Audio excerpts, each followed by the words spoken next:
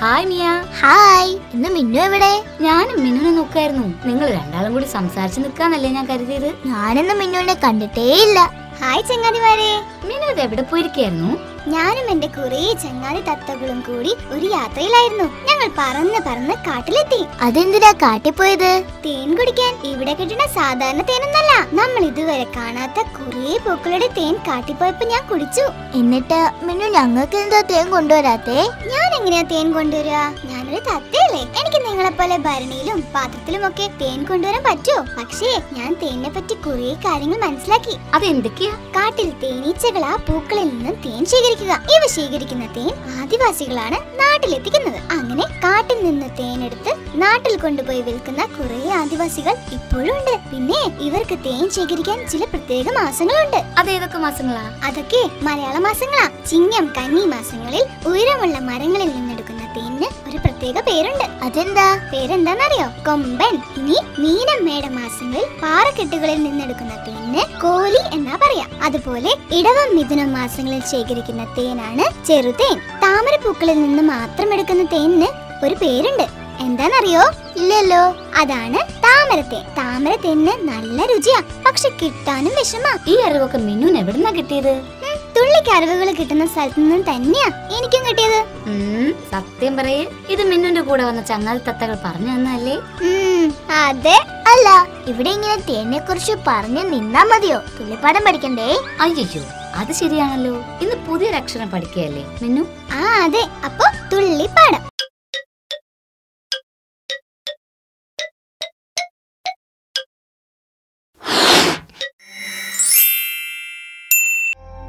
ചങ്ങാതിമാരെ, ഇന്ന് നമ്മൾ പുതിയൊരു അക്ഷരത്തിലേക്കാണ് പോകുന്നത്.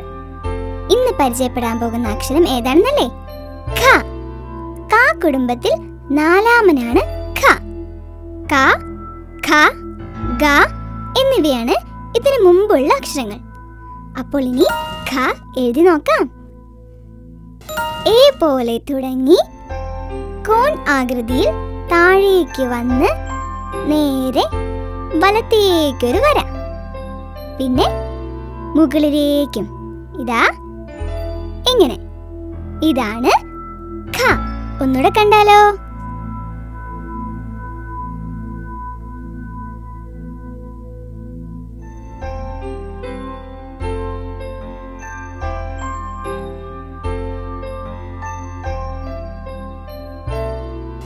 ഖ വെച്ച് തുടങ്ങുന്ന വാക്കുകളാണ് ഘടികാരം, ഘടന.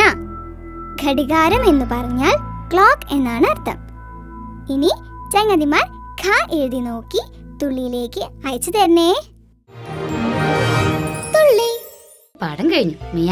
അപ്പോൾ ഇന്ന് പഠിച്ച അക്ഷരം ഏതാ? ഖ. ഈ അക്ഷരമൊക്കെ മിയ വീട്ടിൽ പോയി എഴുതി നോക്കാറുണ്ടോ?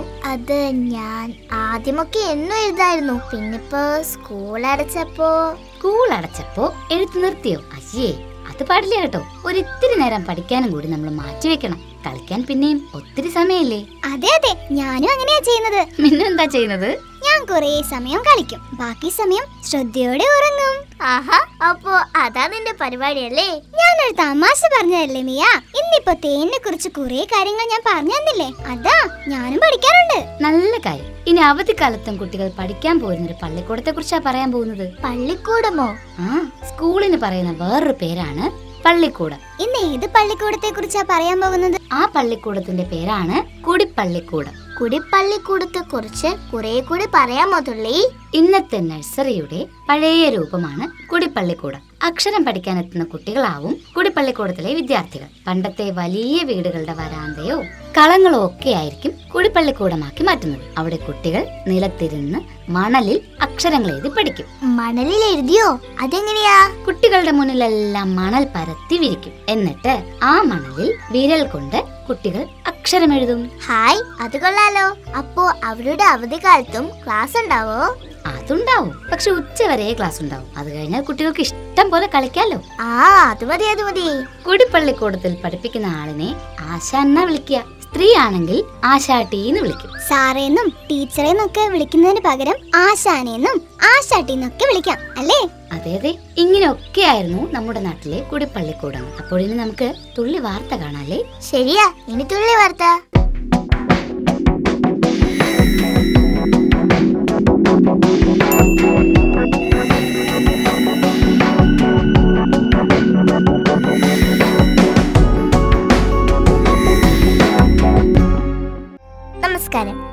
ചങ്ങാതിമാർക്കും തുള്ളി വാർത്തയിലേക്ക് സ്വാഗതം. വീട് തുടച്ചു വൃത്തിയാക്കാനും മാർക്കറ്റിൽ പോകാനുമൊക്കെ പന്നികളെ ഏൽപ്പിച്ചാൽ എന്താകും സ്ഥിതി? നടക്കാത്ത കാര്യം തന്നെ അല്ലേ? പക്ഷേ ലണ്ടനിലെ ഒരു ഫോട്ടോഗ്രാഫർ ഈ കാര്യങ്ങളെല്ലാം ഫോട്ടോയിലൂടെ നടത്തിയിരിക്കുകയാണ്. ഫോട്ടോയിൽ ഇപ്പോ ഇതൊക്കെ നടത്താൻ എന്താ പ്രയാസം? ഫോട്ടോഷോപ്പ് ഉണ്ടല്ലോ എന്ന് പറയാൻ വരട്ടെ, ഇതൊന്നും ഫോട്ടോഷോപ്പിലെ ഫോട്ടോകളല്ല. ബോബ് എൽസ്റ്റൽ എന്ന ബ്രിട്ടീഷ് ഫോട്ടോഗ്രാഫർ പന്നികളെ മോഡലുകളാക്കി എടുത്ത ശരിചിത്രങ്ങളാണ്. പന്നികളെ മോഡലുകളാക്കുന്നതിൽ വിദഗ്ധനാണ് എൽസ്റ്റൽ. അങ്ങനെ അമ്പരപ്പിക്കുന്ന കുറെ ചിത്രങ്ങളും എടുത്തിട്ടുണ്ട് അദ്ദേഹം. റോസി എന്ന പന്നിയെ മോഡലാക്കിയാണ് അദ്ദേഹത്തിന്റെ ആദ്യ ചിത്രം. ഇപ്പോൾ മനുഷ്യരെക്കാൾ വേഗത്തിൽ പന്നികളെ മോഡലാക്കി ചിത്രമെടുക്കാൻ ബോബ് എൽസ്റ്റന് കഴിയുമത്രേ. ഇത്തരം ചിത്രങ്ങൾ കാണികളെ ആകർഷിക്കുന്നതിലും മുന്നിലാണ്. പന്നികൾ മോഡലുകളായ ഈ ചിത്രങ്ങൾ നോക്കിയിരിക്കാൻ ചങ്ങാതിമാർക്കും ഒരു പ്രത്യേക രസം തോന്നില്ലേ? തുള്ളി വാർത്ത എങ്ങനെയുണ്ട് മിയ? അടിപൊളി. ആ ചിത്രങ്ങളൊക്കെ എനിക്ക് കിട്ടിയിരുന്നെങ്കിൽ ഞാൻ വീട്ടിലെ ചുമരിൽ ഒട്ടിച്ചു വെക്കായിരുന്നു. ആ പന്നിക്കുട്ടന്മാരെ കാണാൻ എന്ത് ഭംഗിയാ. അതല്ലേ ആ ചിത്രങ്ങൾ എടുത്ത ആളിന്റെ മിടുക്ക്. തുള്ളി, വേറൊരു സംശയം ചോദിച്ചോട്ടെ, ഈ അറബിക്കടലിന് എങ്ങനെയാ ആ പേര് വന്നത്? ഇതെന്താ ഇപ്പൊ ഇങ്ങനൊരു സംശയം? ഈ മിന്നു പറയാ, അറബിക്കടലിൽ മിന്നു അറബിക്കപ്പൽ കണ്ടിട്ടുണ്ടത്രേ. ആ സത്യമാ, ഞാൻ അറബിക്കടലിന്റെ മേലെയൊക്കെ കുറെ പറന്നതാ. അതിൽ അറബിക്കപ്പലും ഞാൻ കണ്ടിട്ടുണ്ട്. അറബിക്കടലിൽ അറബിക്കപ്പൽ മാത്രല്ല, മറ്റു പല രാജ്യക്കാരുടെ കപ്പൽ ഉണ്ടാവും. പണ്ട് കാലത്ത് മറ്റു രാജ്യക്കാരൊക്കെ നമ്മുടെ നാട്ടിലേക്ക് വന്നിരുന്നത് അറബിക്കടൽ വഴിയായിരുന്നു. വന്നിരുന്നവരിൽ പ്രധാനികൾ അറബികളായിരുന്നു. അങ്ങനെയാണ് അറബിക്കടൽ എന്ന പേര് വീണത്. പിന്നീട് വാസ്കോ ഡ ഗാമ ഇന്ത്യയിലേക്ക് വന്നതും അറബിക്കടൽ വഴിയാ. അങ്ങനെയാണല്ലേ അറബിക്കടലിന് ആ പേര് വന്നത്. അറബിക്കടലിനെ കുറിച്ച് മേക്ക് എന്തൊക്കെ അറിയാം? അറബിക്കടൽ കേരളത്തിന്റെ പടിഞ്ഞാററ്റത്താണെന്ന് അറിയാം. അതെ, കേരളത്തിന്റെ പടിഞ്ഞാറൻ അതിർത്തിയാണ് അറബിക്കടൽ. പണ്ട് വിദേശികൾ കപ്പൽ വഴി ഇന്ത്യയിലേക്ക് വന്നിരുന്നത് അറബിക്കടൽ വഴിയായിരുന്നു. നീ അറബിക്കടൽ കണ്ടിട്ടുണ്ടോ? ഇല്ല. എന്നാലേ തുള്ളി കാണിച്ചു തരട്ടെ.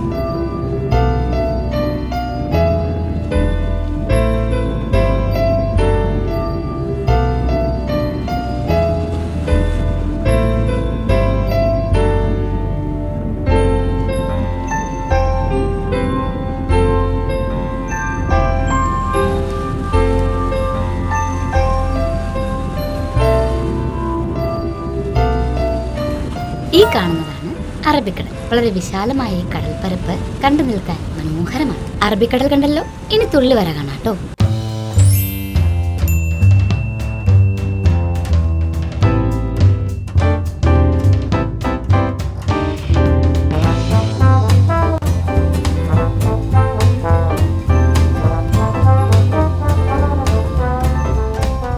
ഇന്നുണ്ടല്ലോ എക്സ് എന്ന ലെറ്റർ കൊണ്ട് ഒരു സുന്ദരൻ ചിത്രം വരയ്ക്കാൻ പോവാ നമ്മള്.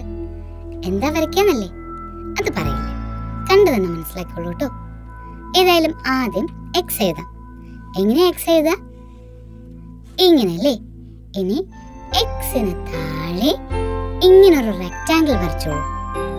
മുകളിലും അതുപോലെ തന്നെ ഒരു റെക്റ്റാങ്കിൾ. ഇനി ദാ നടുവിലായി ഇങ്ങനെ നേരിയൊരു വര. താഴെ അതുപോലെ ചെറിയൊരു കുന്നുപോലെ വരയ്ക്കണം കേട്ടോ. മുകളിൽ നിന്ന് താഴേക്ക് ദാ മണല് വീഴുന്നത് പോലെ. ഇതൊരു സാൻഡ് വാച്ചാ. പണ്ട് കാലത്ത് സമയം അറിഞ്ഞിരുന്നത് ഇത് ഉപയോഗിച്ചായിരുന്നു. എക്സ് എന്ന ലെറ്റർ എങ്ങനെയാ സാൻഡ് വാച്ച് ആയത്? കാണണോ?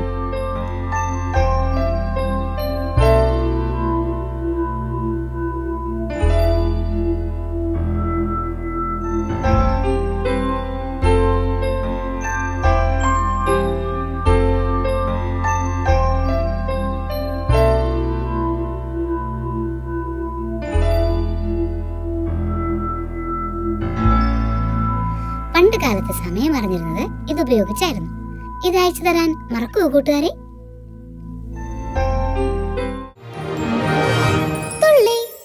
തുള്ളി വര കഴിഞ്ഞാൽ പിന്നെ ചങ്ങാതിമാർക്ക് ഏറ്റവും പ്രിയപ്പെട്ട തുള്ളി കടങ്കഥയല്ലേ?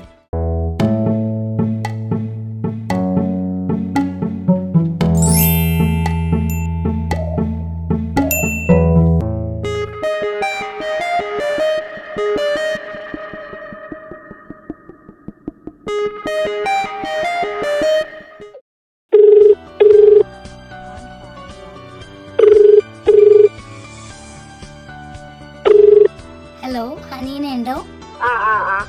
ഹലോ, തുള്ളിയാണ്. പനിയാണോടോ? ആരാ അവിടെ ദായി തുള്ളി തുള്ളി എന്ന് വിളിക്കണേ? എന്നാലേ ചോദ്യം ചോദിക്കട്ടെ? ശരി, ചോദ്യം തുടങ്ങുകയാണേ.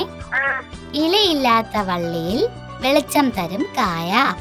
മാലബൾബ്. മാലബൾബല്ല, ബൾബ് എന്ന് പറഞ്ഞാലും ശരി ഉത്തരാണ് കേട്ടോ. മിടുക്കിയാണ് കേട്ടോ. എന്നാൽ അടുത്ത ചോദ്യം ചോദിക്കട്ടെ? ഇല എത്ര വിരിഞ്ഞാലും മുട്ടൊന്ന് വിരിയാത്ത മരം.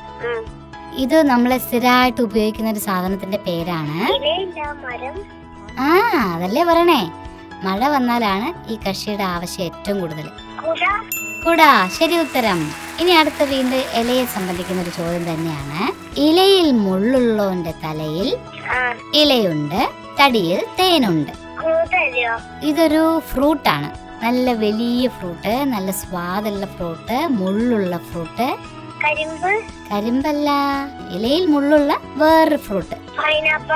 പൈനാപ്പിൾ. ശരി ഉത്തരം. അങ്ങനെ 3 ചോദ്യം ചോദിച്ചു, 3 സ്റ്റാറും കിട്ടി. മിടുക്കി കേട്ടോ. തുള്ളിയിൽ നിന്നൊരു സമ്മാനം വരുന്നുണ്ട്, കാത്തിരിക്കുക. എന്നാ ഇപ്പൊ തുള്ളി പൊക്കോട്ടെ. തുള്ളി. ഇനി ചങ്ങാതിമാർക്ക് പങ്കുവെക്കാനുള്ള വിശേഷങ്ങളുമായി തുള്ളി ഇൻബോക്സ് ആണ്.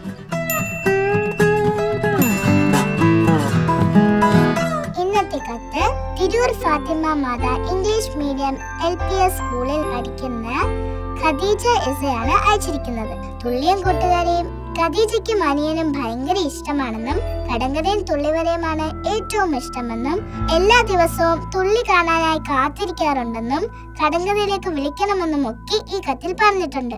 തുള്ളി തീർച്ചയായും കടങ്കഥയിലേക്ക് വിളിക്കോട്ടോ. പിന്നെ മിയയ്ക്കും തുള്ളിക്കും മിന്നുവിനും വേണ്ടി 3 ചിത്രങ്ങൾ അയച്ചു തന്നിട്ടുണ്ട്. പിന്നെ 3 പേർക്കും കൂടി ഭംഗിയുള്ള വേറൊരു ചിത്രവും കൂടി ഖദീജ അയച്ചു തന്നിട്ടുണ്ട്. ഖദീജ, ഇനിയും ഇതുപോലുള്ള ഭംഗിയുള്ള ചിത്രങ്ങളൊക്കെ അയച്ചു തരണേ.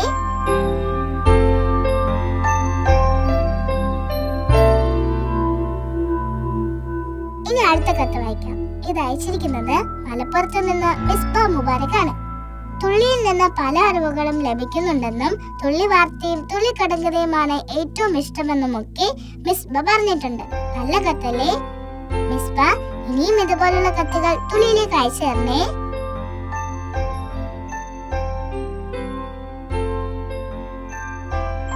കത്ത് വായിക്കാണേ. പ്രിയപ്പെട്ട തുള്ളിക്ക്, എന്റെ പേര് അർജുൻ ശരത്. ഞാൻ മണ്ണൂർ സെന്റ് പോൾസ് LP സ്കൂളിൽ 1ാം ക്ലാസ്സിൽ പഠിക്കുന്നു. ഞാൻ എല്ലാ ദിവസവും തുള്ളി കാണാറുണ്ട്. തുള്ളിയിൽ എനിക്ക് ഏറ്റവും ഇഷ്ടം തുള്ളി വരെയാണ്.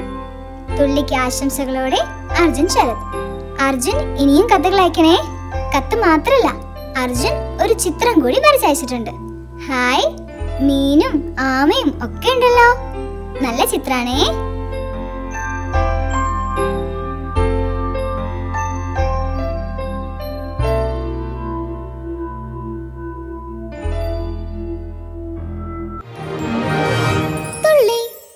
നമ്മൾ ഇന്ന് എന്തൊക്കെയാ പറഞ്ഞത് മിയ? നമ്മളിന്ന് തേനെ പറ്റി പറഞ്ഞു, കുടിപ്പള്ളിക്കൂടത്തിനെ പറ്റി പറഞ്ഞു, പിന്നെ അറബിക്കടലിനെ പറ്റിയും പറഞ്ഞു. കുടിപ്പള്ളിക്കൂടത്തിലെ ടീച്ചറിനെ വിളിക്കുന്ന പേരെന്താ? മിന്നു പറഞ്ഞേ. അത് ആശാട്ടി. അപ്പൊ ഇനി മിയ തുള്ളിപ്പാടമൊക്കെ എഴുതി പഠിക്കില്ലേ? പഠിക്കാലോ. ചങ്ങാതിമാരും തുള്ളിപ്പാടം എഴുതി തന്നെ പഠിക്കണം. അപ്പൊ ഇനി ചങ്ങാതിമാരോട് ബൈ പറയാം.